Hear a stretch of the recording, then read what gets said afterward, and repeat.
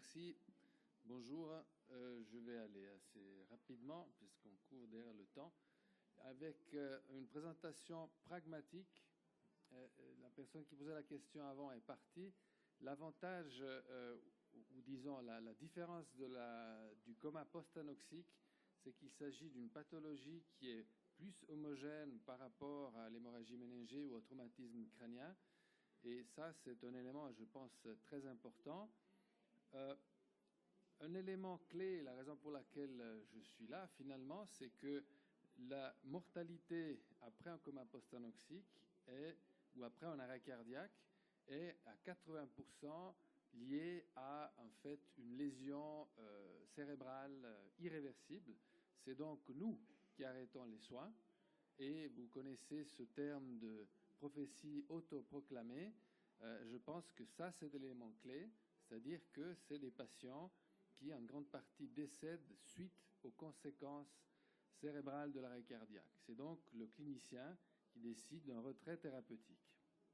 Et ça, c'est l'étude française à Cochin, chez des sujets qui avaient été refroidis, sédatés pendant 24 heures, on arrête la sédation, on fait ensuite un examen neurologique, on suit le patient.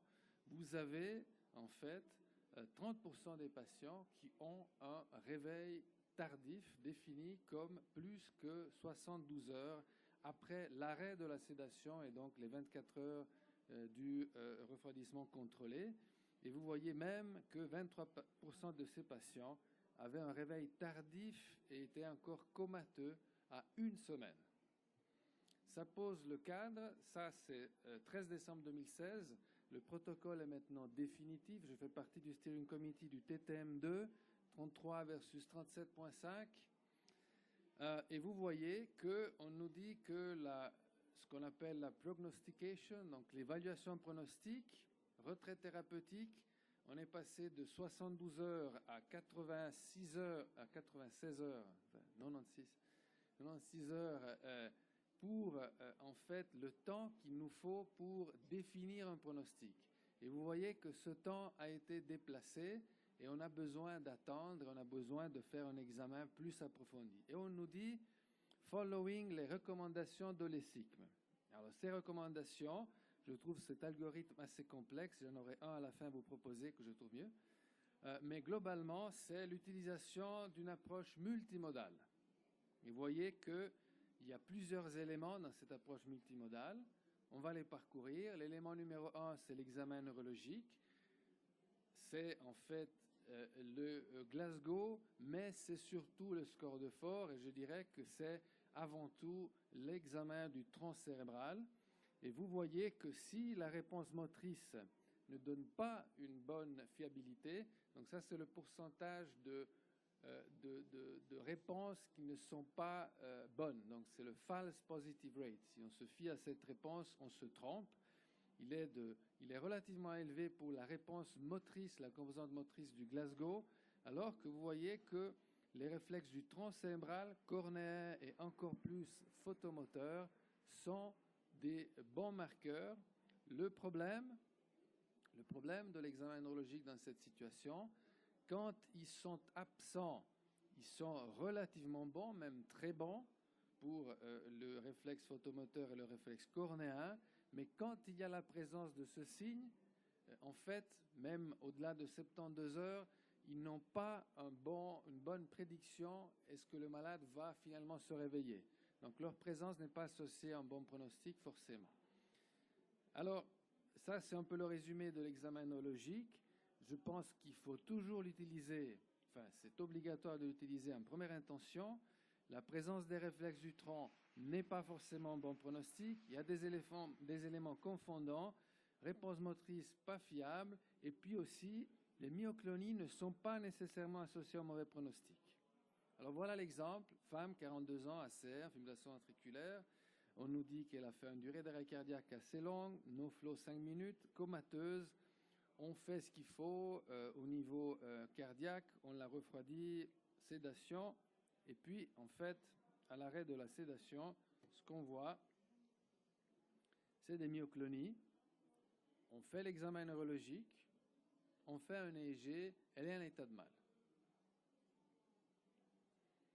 on teste léger, on fait une réactivité à la stimulation douloureuse, elle est présente. Alors léger, pourquoi léger est utile? Il y a l'aspect du tracé, la réactivité et la présence, donc c'est un élément diagnostique. Voilà un tracé qui est associé à un bon pronostic. Voilà deux tracés qui sont plutôt signes de mauvais pronostic. Et puis c'est ce qu'on avait en fait un peu ressuscité, qui avait été décrit dans les années 80, début 90 par Sinek. C'est la réactivité à un stimulus douloureux ou même auditif, le fait d'applaudir des mains. Et puis on teste, vous le voyez, le stimulus est en rouge, et puis vous voyez qu'à gauche, le tracé réagit, s'accélère, on change l'amplitude de la fréquence. À droite, il ne réagit pas. Avec Andrea Rossetti, neurologue à Lausanne, qui a beaucoup travaillé et avec qui on travaille en combinaison, et je pense que cette combinaison est absolument fondamentale dans l'évaluation pronostic, et je pense que la collaboration réanimation, neurologie, neurophysiologie est fondamentale. Tracé réactif, non réactif. Vous avez ici à droite une excellente prédictivité pour le mauvais pronostic. L'absence de réactivité corrèle avec un mauvais pronostic, mais le très grand avantage de l'EEG, c'est que quand l'EEG est réactif, quand il y a un tracé qui est plutôt continu, c'est un signe de bon pronostic. Donc on ouvre une fenêtre vers le positif. Et ça, c'est un élément nouveau par rapport à l'examen neurologique, et aussi, on le verra par rapport au potentiel évoqué. Parce que l'EEG permet de confirmer les signes cliniques de mauvais pronostic, mais il a aussi une très bonne valeur prédictive de bon pronostic avec une valeur prédictive positive qui peut aller jusqu'à 90% quand le tracé est continu et la réactivité EEG est présente. Puis bien sûr, une utilité diagnostique. Alors, on revient à notre patiente. Elle est toujours en état de mal. Elle a 4 antiépileptiques.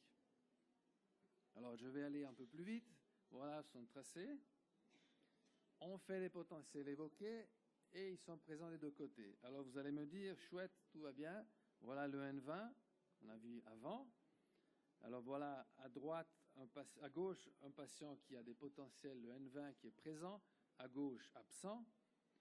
Alors, quand ils sont absents des deux côtés, c'est très fortement prédictif d'un mauvais pronostic. C'est peut-être, s'il y a un gold standard, c'est celui-là, avec toujours petite pincette de la prophétie autoproclamée. Le problème, c'est que leur présence, c'est en fait comme une pièce de monnaie. Donc c'est là que l'EEG, tracé continu réactif, est supérieur au potentiel évoqué. Alors, on parlait des biomarqueurs, on dose les biomarqueurs chez cette dame, et vous voyez que la neuron specific enolase est en fait normale. Voilà les biomarqueurs, il y en a plusieurs. Pour ceux qui s'intéressent, je recommande cette revue. Alors, dans l'ACR, c'est surtout la neuron specific enolase, biomarqueur neuronal, de lésion neuronale, et la S100 bêta, qui est un marqueur de lésion de l'astrocyte. Probablement que celle qui a été le plus étudiée, c'est la NSE, et surtout dans l'accord TTM1, dans cette sous-étude, presque 700 patients. Alors, les biomarqueurs, on les utilise toujours comme un cut-off. Il n'y a pas un clair cut-off, mais probablement qu'au-delà de 55-60, ça commence à devenir grave. La NSE corrèle avec la lésion et la sévérité de la lésion, mais un biomarqueur ne suffit pas, et surtout, on n'a pas un seuil très établi, à part ce 55-60 à J2-3. C'est la combinaison qui compte. Et vous voyez que chez nous, dans cette étude, plus que 150 patients, si vous prenez l'examen clinique seul, l'EEG seul et la NSE seul, ils ont une capacité prédictive qui est de l'ordre de 0,7 à 0,8, R sous la courbe. Si vous les combinez, c'est là que vous allez jusqu'à 0,9, ce qui est quand même assez important dans le domaine de la pronostication en réanimation. IRM à J7 chez cette patiente, normal. Alors l'IRM, bon là je vais en zone un peu minée parce que voilà, je suis à Paris, j'ai en face de moi des personnes qui travaillent à la Pitié-Salpêtrière, mais ce que j'aimerais dire, c'est que l'IRM est excellente, mais faisons attention, Il n'y a pas une seule modalité. Et l'IRM, c'est la même chose. Et puis après, l'IRM, comme le CT de perfusion, etc., on peut quand même leur faire dire certaines choses. Hein. C'est, disons, une analyse qui peut être relativement compliquée. Mais en gros, je dirais que l'IRM dans l'arrêt cardiaque nécessite, contrairement au trauma crânien, encore plus d'études. Bien sûr qu'il y a des scores basés sur la réduction des aires de diffusion, les lésions cytotoxiques liées au post-acère. Il y a l'anisotropie fractionnelle qu'a publié le secrétaire général de la SRLF, mais l'IRM doit encore être étudié comme outil pronostic pour arrêter ou pas. Et dans ce sens, l'électrophysiologie est plus solide. Et vous voyez que les pourcentages et les intervalles sont quand même très grands. Maintenant, l'IRM que je vous montre ici montre des lésions post-anoxiques. Elle est issue d'une patiente qui, à 3 mois, avait en fait un handicap modéré et qui était finalement rentrée à domicile. Récemment, on a un patient de 54 ans qui était dans une zone très grise. Alors, il n'y a pas 50 nuances de gris en neuroanimation, mais il y en a quelques-unes quand même. Et puis, chez lui, dans une zone très grise, avec une NSE qui était à 54, avec un EEG qui n'était pas très bon, mais les potentiels évoqués passaient, l'IRM montrait des lésions anoxio-ischémiques diffuses, intéressant des centres qui étaient fondamentaux pour cognition et mémoire. Après discussion avec la famille, on a finalement décidé, après avoir attendu, de ne pas aller dans une réanimation intensive, une neuroréhabilitation, parce que l'étendue des lésions et la combinaison de l'électrophysiologie, biomarqueurs et IRM. Donc c'est là que l'IRM, à mon avis, en tout cas, est très utile, c'est l'étendue des lésions, mais l'IRM à elle seule ne peut pas nous permettre de dire, surtout d'arrêter ou de, disons, prédire avec exactitude. Mais c'est un outil fondamental. Alors, l'évolution de la patiente, c'est que finalement, elle a récupéré avec un syndrome de Lenz-Adams, réveil à 17 jours. Alors, j'ai 2 minutes et 45 secondes pour les nouveautés. Alors, si on veut aller dans le sophistiqué, on peut faire des potentiels évoqués auditifs, donc c'est la discrimination sonore. Et là, je remercie beaucoup non seulement l'équipe d'Andrea Rossetti, mais celle de Marzia De Lucia, entre italophones, qui a beaucoup travaillé sur l'analyse du signal sonore et la discrimination du son entre un son monotone standard et un son déviant.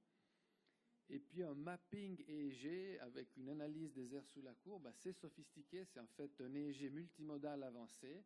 Et ce que je trouve très intéressant de ces travaux, c'est qu'en fait, on peut prédire très précocement, et puis que dans ces zones, dans ces nuances de gris, il y avait des patients chez qui ce test a permis d'évaluer qu'il y avait un potentiel de réveil, alors que les autres donnaient une réponse incertaine. Et ça, c'est ça, on ouvre une fenêtre vers quelque chose de positif.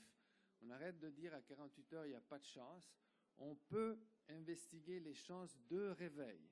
Alors, on n'est pas encore à l'examen neuropsychologique fin, mais cette capacité de distinguer 2 signaux sonores distincts a une très bonne capacité prédictive avec une bonne fiabilité de réveil. Donc, la combinaison de l'EEG et des potentiels évoqués auditifs est très prometteuse. Puis si on veut faire dans le moins sophistiqué, dans le beaucoup plus accessible et pratique, j'ai dit réflexe photomoteur est très solide.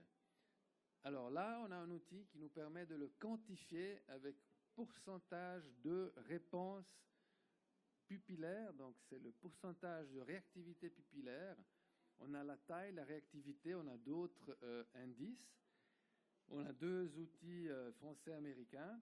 Et puis, on a publié en pilote le fait que la pupillométrie quantitative automatisée est supérieure à l'outil standard utilisé, la lampe de poche. On continue, il y a d'autres groupes à Grenoble. On continue de le faire à Lausanne. On a mis sur pied une étude multicentrique, 10 centres européens. On est maintenant à 500 patients, donc on va analyser les données au printemps.